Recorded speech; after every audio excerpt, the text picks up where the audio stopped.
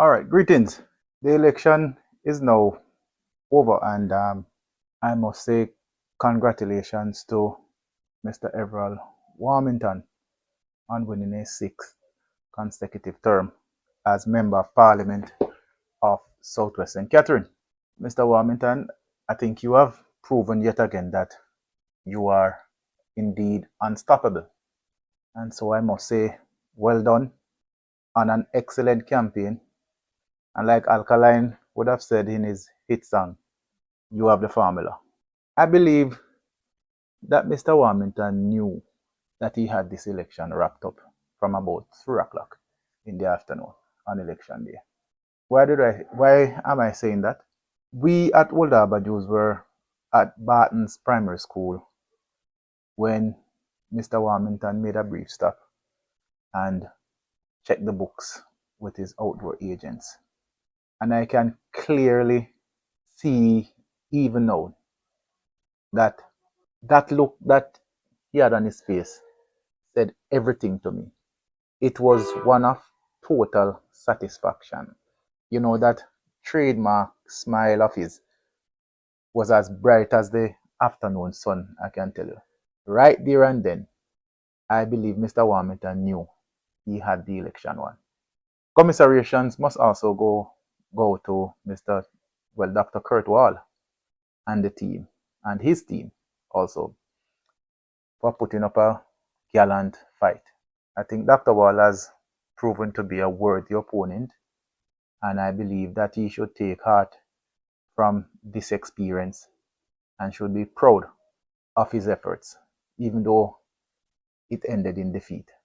Like I had said before, to wipe away a gap of 5,000 votes was always going to be very, very difficult for the Waul team. And so it proved in the end. It is obvious, in my estimation, that the PNP has a strong and popular representative in this constituency. But after two bruising defeats against the indomitable Everald Warmington, the question I believe many persons, including myself, will ask is Dr. Waul willing to continue? Is he willing to continue his work in the constituency? We are not too sure. At the moment, I think he is taking a break, but we will certainly put that question to him whenever he resurfaces from his period of reflection. All in all, it was a wonderful election, one that was full of vibes and energy. I really love it. I really love it. It demonstrates that we have matured as a people. For those of us who are old enough to remember what election was like in the 80s and also in the 90s, a lot of what we are seeing now could never, never, ever happen in those times. And we should be proud. I must tell you this. I love the camaraderie displayed by supporters of both parties. And I think you all deserve praise for the manner in which you conducted yourselves on election day. Everywhere the Old Harbour News team went on election day, we saw Labourites and comrades engaged in good spirits. The banter did not go overboard, and that made me feel proud of my people. On multiple occasions, I witnessed people in green and orange t-shirts driving in the same vehicle and just enjoying a good time together. Like I said, back in the days, you could not try that. It would certainly end in bloodshed, I can tell you. Right? People would not even try to contemplate that.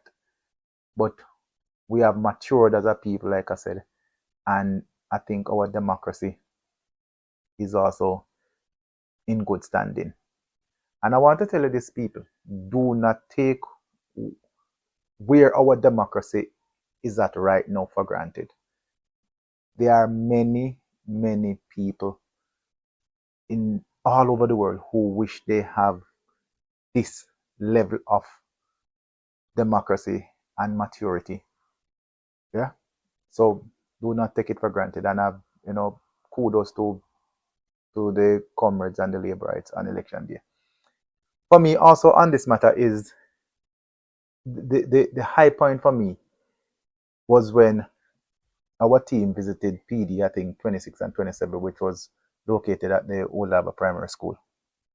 Boy, I tell you, I saw laborites dancing to the PMP's big tune, Blood and Fire. I can tell you this. I was pleasantly surprised. I can tell you. It was a carnival atmosphere, people.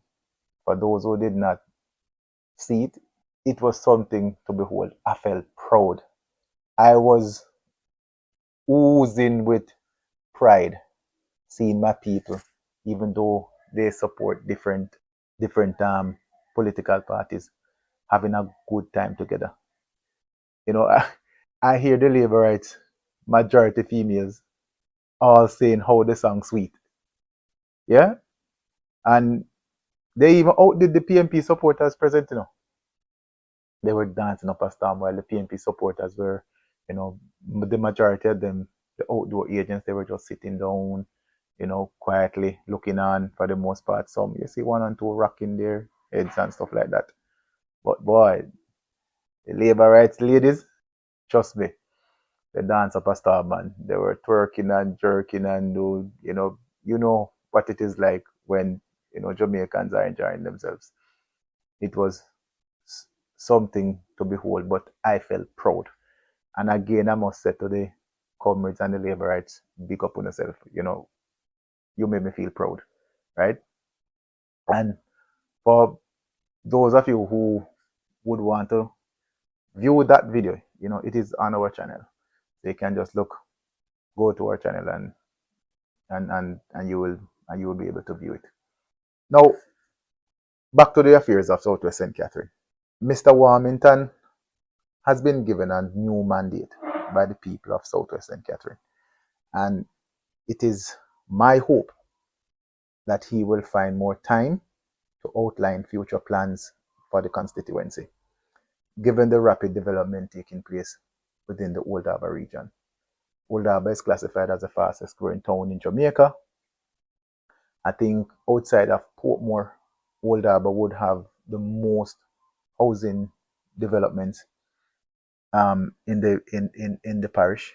And I mean the growth of Old Harbour is very, very rapid at this moment. It is going at a very rapid rate.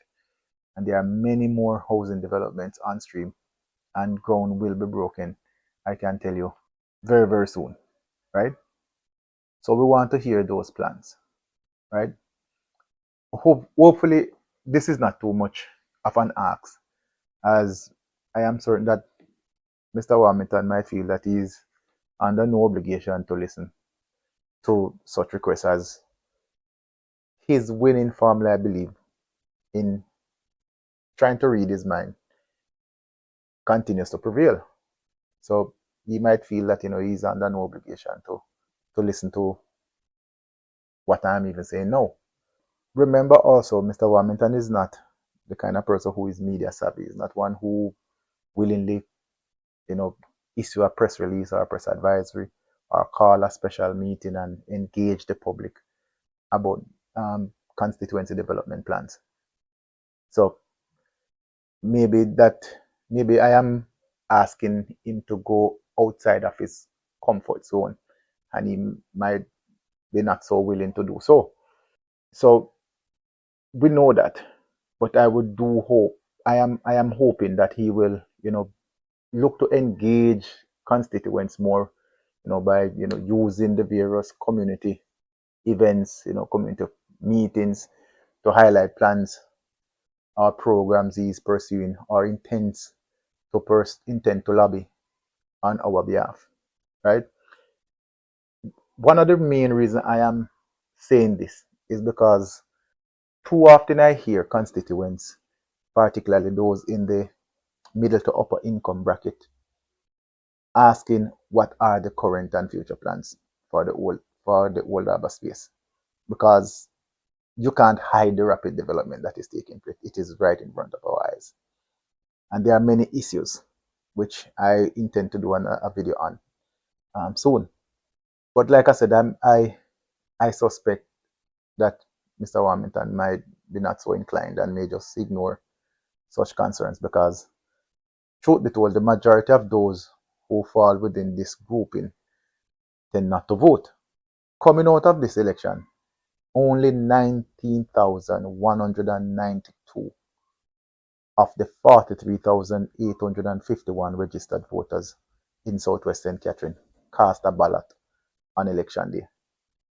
That's 43.7%.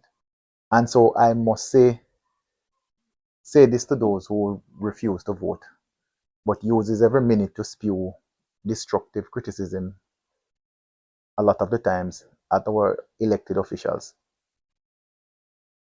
Your non-participation doesn't help.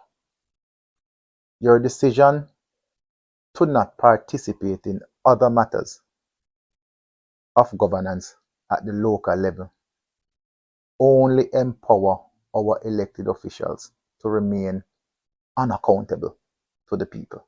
Too often we hear people get up and criticize our politicians. And in some instances, rightly so. But what is your role? What is the role you are playing to help to advance your community, that will ultimately advance the country? So voting is one aspect of the governance apparatus. You need to also bear in mind that you need to get involved with your citizen associations. You need to get involved with the various civic groups. You write to your member of parliament. If he's not doing what is expected of him, then you can write to the prime minister, right, and seek answers. Take for example, in Woldaba, there are quite a few civic groups. You have the Chamber of Commerce, you have the Lions Club, the Kiwanis, the Rotary, you have the CDCs, you have the Ministers Fraternal, you have a couple of youth groups, right? You have even the PTAs are also considered civic groups. You have the police PYCs as well. You can use these channels and become active in the governance process, because in my view, we can't leave everything up to our politicians. You have to understand that you have a vital role to play in this regard. So the decision not to participate in the election process, deciding not to vote, and then you are not involved at the local level, is not helping your cause, because ultimately the elected officials are going to make decisions that you might feel that, oh, it won't harm me, but yes, it will harm you. It can harm you because you are now giving power to a few to make decisions that will ultimately affect you and your children and your children's children. So I would like to see a lot of our residents in Southwest St. Catherine become involved and hold our elected officials. But it is a culture, it is not a Southwest St. Catherine issue, it is an issue right across Jamaica, right? According to electoral office data, approximately 39 to 40% of the registered voters